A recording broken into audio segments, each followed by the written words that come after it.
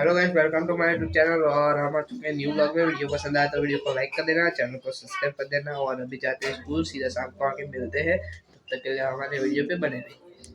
तो guys finally हम आ चुके हैं घर पे। अभी स्कूल से बाहर जाने वाले हैं, अभी पतंग चगाने के लिए।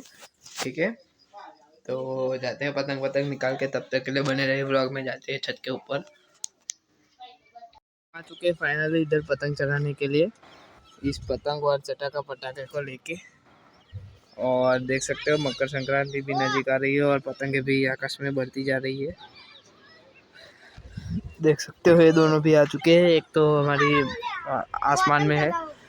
इधर से चढ़ना तो मुश्किल है, लेकिन ऐसे कोशिश करके आए हैं हम।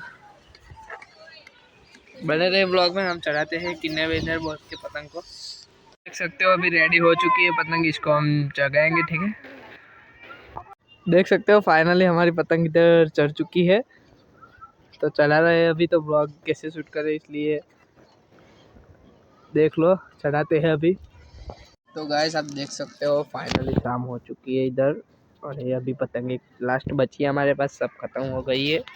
और अभी मिलते हैं अगले ब्लॉग में। तब तक के लिए बाय बाय, जय हिंद जय भारत।